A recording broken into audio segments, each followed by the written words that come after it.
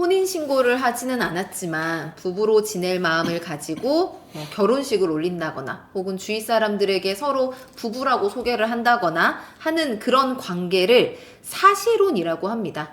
요즘에 사실혼 관계에 있는 분들 꽤 있지 않아요? 전 제 주변에도 그렇죠. 결혼식은 네. 했는데 뭐 그냥 다른 사정으로 혼인신고는 하지 않는 분들이 간혹 있으시잖아요. 그게 시체말로 살아보고 이 전제일 수 있고 요즘에는 아파트 분양 그 당첨 난 거 있잖아요. 그냥 네, 그런 네, 것 네. 때문에 일부러 혼인신고를 안 하는 사람도 있더라고요. 아, 그렇죠. 그럴 수 있겠네요. 그리고 이제 이런 분들을 저희가 사실혼 관계에 있다라고 이야기를 하고, 혼인신고를 한 부부를 법률혼 관계에 있다라고 이야기를 합니다. 혼인신고를 한 부부가 이혼을 할 때 재산 분할을 하게 되는데, 사실혼 관계에 있는 분들도 뭐 1, 2년이 아니라 막 5년, 6년씩 사실혼 관계가 계속해서 유지가 되다가 이 관계가 깨지는 분들이 계시거든요.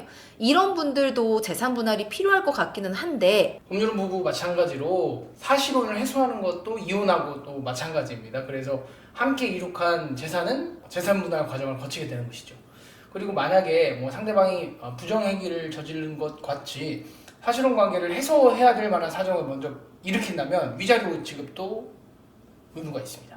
그러니까 뭐 사실혼 관계든 법률혼 관계이든지 간에 저희가 지금 오늘 얘기를 하고자 하는 재산 분할은 이제 청구가 가능하다라는 말씀을 해주신 거고, 그러니까 재산 분할을 할 때 가장 중요한 것 중에 하나가 재산을 계산하는 시기입니다. 그러니까 언제를 기준으로 해서 이 양 당사자의 재산을 정리를 할 것이냐, 계산을 할 것이냐가 굉장히 중요한데, 예를 들어서 뭐 이혼을 하는 경우라고 한다면 소장을 넣을 때를 기준으로 할 것이냐, 아니면 재판을 끝날 때를 기준으로 할 것이냐, 이제 어떤 걸 기준으로 하느냐에 따라서 금액적인 차이가 클 수 있거든요.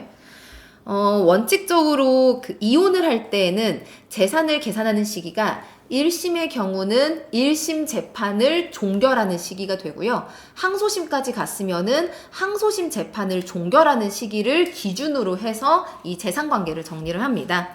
그러면 사실혼 관계인 경우에는 언제를 기준으로 해서 이 재산 분할을 할 것이냐가 문제가 될 수 있는데, 이것과 관련해서 최근에 대법원 판결이 있었던 거죠. 네네. 사실관계는 이렇습니다. A하고 B가 사실혼 관계를 유지하면서 지내다가 사실혼 관계 중에 A가 건물을 샀습니다.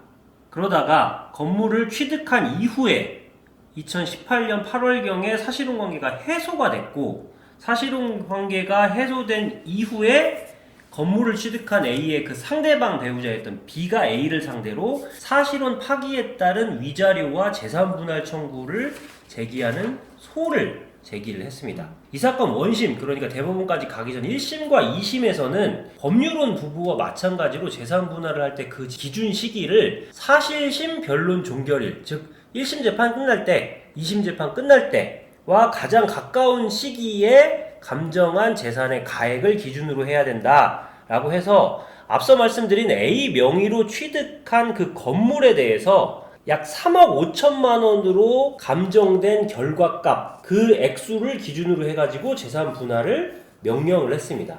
그런데 이제 재판에 들어가기 전에 이미 사실혼 관계가 해소되어 있었기 때문에 사실혼 관계가 해소된 2018년 8월경 기준으로 건물 가액을 다시 산정해보면 앞서 원심이 판단한 3억 5천만 원이 아니라 그거보다 1억 원 이상 미달하는 정도로 건물의 가액이 상당히 감소될 것으로 예측되었습니다. 대법원이 이제 원심 판단에 대해서 파기를 하면서 뭐라고 했냐면, 원칙적으로 사실혼 해소를 원인으로 재산 분할을 할 때에 분할의 대상이 되는 재산이 무엇인지, 그 액수가 무엇인지는 사실혼이 해소된 날을 기준으로 해야 된다. 다만 공평의 원칙상 사실혼이 해소된 시점이 아니라 법률혼 부부와 마찬가지로 사실심 변론 종결일에 기준으로 하지 않으면 부부가 공정하게 재산 분할을 받지 못하는 특별한 사정이 있을 때만 사실심 변론 종결일을 기준으로 재산을 분할할 수 있다고 판단을 한 겁니다. 결국 이 사건에서 특별한 사정이 인정되지 않기 때문에 결국 사실혼 관계가 해소된 소를 제기하기 이미 전인 2018년 8월경을 기준으로 건물의 가치를 산정을 해서 그 액수를 기준으로 재산을 분할하여야 한다, 이렇게 판단을 한 겁니다. 말씀하신 거에 있어서 특별한 사정이 있는 경우가 어떤 것인지를 저희가 상상을 해보면은, 아마 두 사람이 같이 돈을 합쳐가지고 이 건물을 샀는데 이제 최 변호사님 명의로만 되어 있는 거죠. 그리고 이게 정리되지 않은 상태에서 소송이 길어졌는데 이 건물의 가치는 올라갔어요. 그럼 어쨌든 난 내 돈이 들어가 있는 건데 이 건물 가치가 올라간 거에 있어서는 반영을 못 받으니까 이런 경우에는 이 소송이 끝나는 시기를 기준으로 해서 재산 분할을 해줘야 된다. 아마 그렇게 볼 것 같고요. 네. 법률혼 부부의 이제 이혼의 경우에는 말씀드린 것처럼 이제 재판이 끝나는 시기를 기준으로 재산을 분할을 하는 것이 원칙입니다. 그리고 특별한 사정이 있는 경우에는 이제 혼인관계가 파탄된 시기를 기준으로 하는 것인데 지금 사실혼관계 같은 경우에는 그러니까 반대라고 생각을 하시면 될 것 같아요. 재산 분할을 할 때 있어서 특별한 사정이 없으면은 이 관계가 파탄이 된 때를 기준으로 해서 재산 분할이 이루어진다라고 기억을 하시면 될 것 같습니다.